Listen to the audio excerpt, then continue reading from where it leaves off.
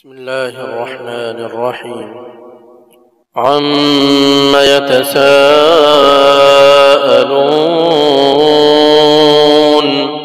عن النبأ العظيم الذي هم فيه مختلفون كلا سيعلمون ثم كلا سيعلمون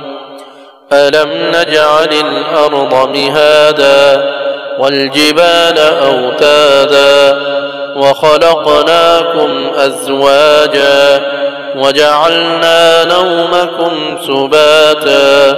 وجعلنا الليل لباسا وجعلنا النهار معاشا وبنينا فوقكم سبعا شدادا وجعلنا سراجا وهاجا وأنزلنا من المعصرات ماء ثجاجا لنخرج به حبا ونباتا وجنات ألفافا إن يوم الفصل كان ميقاتا يوم ينفخ في الصور فتأتون أفواجا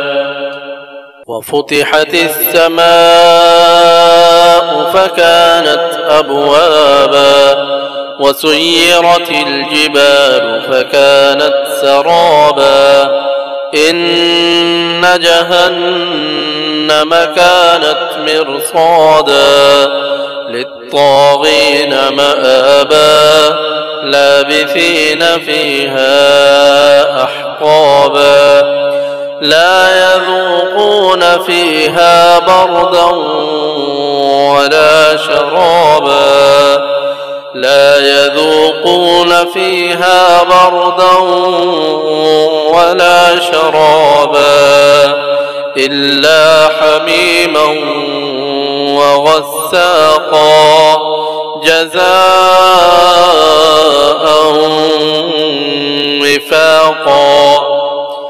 إنهم كانوا لا يرجون حسابا وكذبوا بآياتنا كذابا وكل شيء أحصيناه كتابا فذوقوا فلن نزيدكم إلا عذابا إن للمتقين مفازا حدائق وأعنابا وكواعب أترابا وكأسا دهاقا لا يسمعون فيها لغوا ولا كذابا جزاء من ربك عطاء حسابا رب السماوات والأرض وما بينهما الرحمن لا يملكون منه خطابا يوم يقوم الروح والملائكة صفا لا يتكلمون إلا من أذن له الرحمن وقال صوابا ذلك اليوم الحق